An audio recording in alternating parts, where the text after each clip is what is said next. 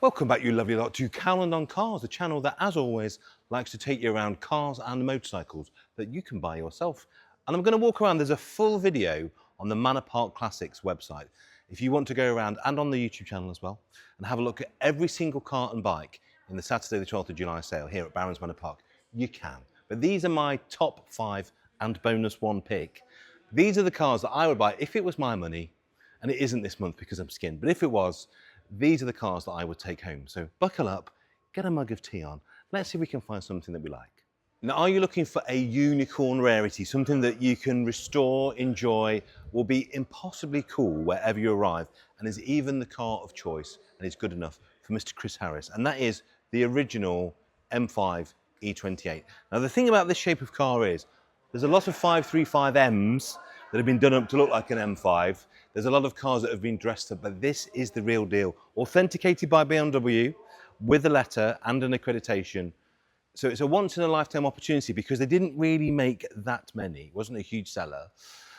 The ones that are out there, you'll see are huge amounts of money. This one I think represents something of value because you can do a light restoration and add to it yourself. Now it's been in storage and off the road for a long, long time, but the vendor's been doing clever things like turning the engine over, taking the plugs out, making sure there's all sorts of lubricants going through it. So it shouldn't be too bad. Now 82,000 miles are showing on the car, which looks about right, I have to say, if you look at everything, and I would wager and argue that most of what you see is actually original. Now inside the seats are pretty decent.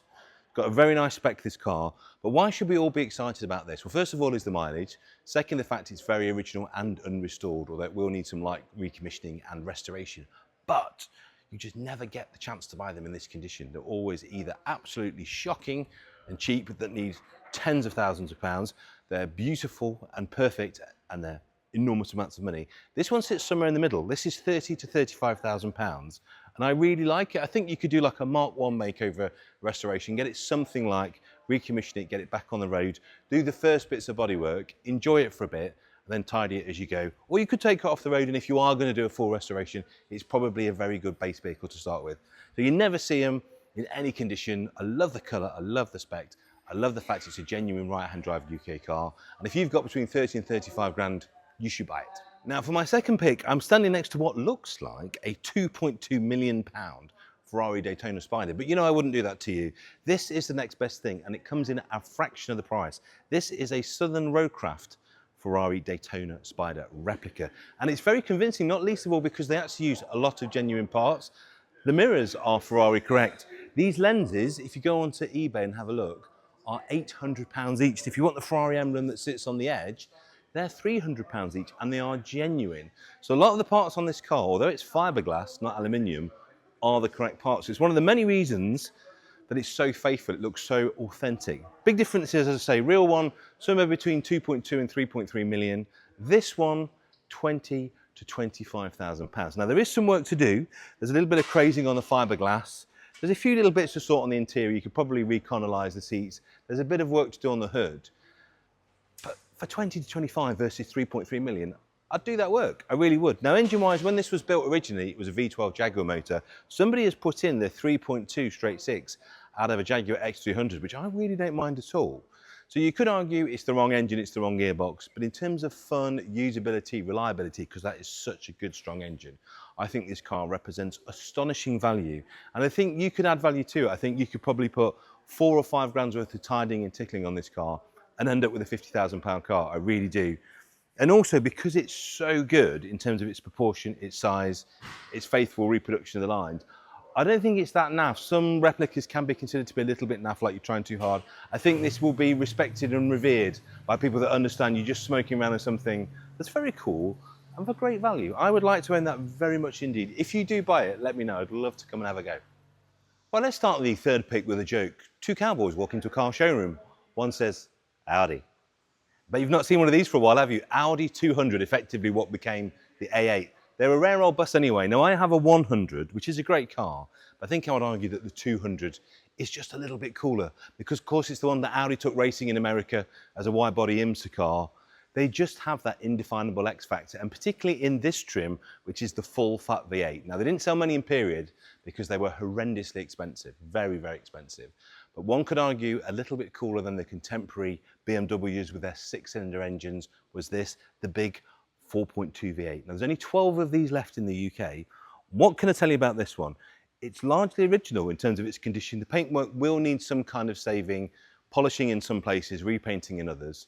It's been off the road for a little while. It's been recommissioned earlier this year, and a lot of money has been spent on things like engine, cam belt, waterworks. It's all been done. But you still have a bit to do.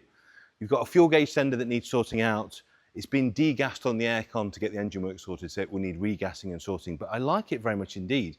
Low mileage car, this one as well, but just have a look inside, have a look at the beautiful interior. Leather, it's automatic, you've got walnut. It's at a time when Audi really were making some of the finest German Autobahn pounders in the world. And for this car, if you're lucky enough to buy it, you're gonna pay somewhere between £4,500 and £5,500. And the fact that there's 12 left, and the fact that it is such a usable, waftable car that nobody else has got, that's the thing. I think better than an E34, better than an E39 even as well, better than anything contemporary, simply because it's so rare. Now, I've got to give you something no reserve. I've got to find something for all of you enthusiasts out there that want something a little bit special, but you're on a budget or you don't want to spend too much. I think this could be the bargain of the sale, I really do. So it's a Daimler 420 Sovereign. So you get that wonderful 420 V engine at the front, you get the fluted grille, you've got British Racing Green, you get a proper big gangster motor. They're a big old thing, these are. Now, why do I think you should buy this one? Well, first of all, as I've said, it's no reserve. So you get to choose the price, that's number one. Secondly, I think it could be a wonderful rolling restoration. So it's got good but not brilliant paint. It's a little bit flat, it's a little bit orange peely, there's a few micro blisters. I think you could make that better. I do think a bit of wet flatting, some polishing would make it good, if not perfect. So I think you could add some presentation. The interior is really nice. It's got half decent dashwood. The door cappings have been hand brushed at some point. Again, that could be sanded. You could add value there. The leather is not torn. It's just a little bit worn, a little bit dirty. You could clean that. And everywhere I look, it just seems to be like a nice, honest, relatively straight car with decent chrome and bright work, with the right engine, in the right colour, that you could, I think, possibly steal on Saturday. The other thing about this market is, there's a few Jaguars of this era now that are really starting to become monumental value. This will be single figure thousands for sure, a few £1,000s. There's a Jaguar 240 just down there that isn't going to be an awful lot of money either. All of a sudden, 60s Jaguars, which were once 20, 30, 40,000 pounds in the 80s and early 90s, are now down into low figure thousands. They're still brilliant cars, they're still incredibly usable, and I think they look absolutely fantastic. So that, as a 420, all of that metal, all of that engine, that wonderful interior with all of that room in a condition where you can spend a few Sundays and I think polish and prep in easily £1,000 or so by spending 200 or 300, that has to be an amazing pick, doesn't it? Now, those of you that know me know that there's nothing I like more in life than a price range, and I think this one very much qualifies for that. You've got your classic Range Rovers, everybody loves them, worth a huge amount of money. You've got your L322, Her Majesty's Choice, also worth a huge amount of money. And then stuck in the middle, kind of almost as the unloved brother, is this, the P38. And I don't think that can stay there for long, because actually, once you've sorted them out, they're pretty decent old trucks. I've got one, I've got a 4.6 HSE, and it drinks lots of petrol. If you bought this one, which is a DSHE, that's the 2.5 litre diesel. Now, I'd be lying to you if I said they were quick. They're really not. They're quite pedestrian, in fact. If you just want to chug around on relatively sensible gas mileage or tow, this is the one that you want. I like the colour. I like the mileage, which is not outrageous, 102,000 miles with quite a decent history. It's got current MOT with no advisories. So mine's an early 4.6 HSE. This is the later one. It's got the arches, the wheels, the clear indicators, the nicer style bumpers, a very nice interior, full leather and walnut as well. And apparently everything works. So I do think you could buy that, I don't know, maybe 4.5, 5 grand, you could take that home. I do think it'll be a lovely way to travel. And I do think this model of Range Rover can only really go one way, because they are too cheap compared to all the other cars in the range, but get it looked after by a specialist, and I think you'll have a really decent truck there. That's number 5. Now, my final pick, you know I like to pick something unusual, a wild card, but this is something I really would love to take home because I love caravanning, I love camper vans. Now, I like Volkswagen camper vans, but I would argue that this is rarer, this is a bit more unique. And really, this also goes for my when did you last see one of those pick, because when did you last see one of those? There's a few high aces on the road, but not the Mark 1, not the first iteration. They're so unusual to see. I see a few every time I go out to Malta, but not in the UK. And this, believe it or not, is a UK supplied, CI converted, high ace camper van with 32,000 miles on. And I have gone through every MOT myself just to check that's genuine. I also don't know where this has been stored. It has to have been either in a garage or a carport, because how is this not completely rusted away? There's a little bit of rust on it, don't get me wrong.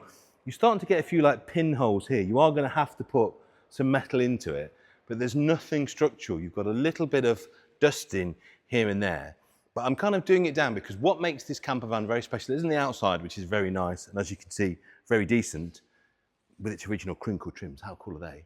It's what's inside that matters. Let me take you inside. Now what you've got here is a vision of utilisation of space. You've got everything. So this bottom bit, which is your two facing sofas, that converts into a sizable double bed. Up above, you've got your two roller bunks, and they're fantastic. And above that, you've got a full popped up. So I could actually stand up in this if I wanted to. You've got your little baby cupboard and wardrobe, a full hob, fridge, sink. The only thing you haven't got is a loo, actually. But everything is in here for a fantastic summer holiday. Now, I think this works on loads of levels because you could genuinely use this as a camper. It's a 1600, it's not going to be very fast. As long as you're not in a rush to get somewhere, as long as you don't mind taking your time, I think it would be a lovely way to travel. It's like a little sewing machine, the engine. Sits underneath the middle passenger seat. So you could as well, you carry 3 in the front, 2 kids in the back. So if you've got 4 or 5 of you, it's the perfect holiday mobile, but it works at so many shows. It works at classic car shows, it works at Japanese car shows, it works at classic camper van shows. It's just absolutely brilliant. Now it's going to cost a bit of money because there aren't really many left. They don't come up in this condition very often or at all. I think it's going to be at least £8,500 or £9,000, possibly more. But I love Volkswagen campers more than anybody. I think this is a bit cool. It's a bit different. It's very hard in the camper space to do something different. CI were a very respected manufacturer. They were the Toyota approved manufacturer for this year. And it just is all together. It's all there. Everything seems to work. And it's something I'd like to own very much indeed. So there you go, there's 6 that you could and should buy. But if you want to see the whole video, as ever, I'm going to put the link in the description below. And that's every single car, every single bike. Hopefully amongst there, you'll find something that you like. If not, there's always next month.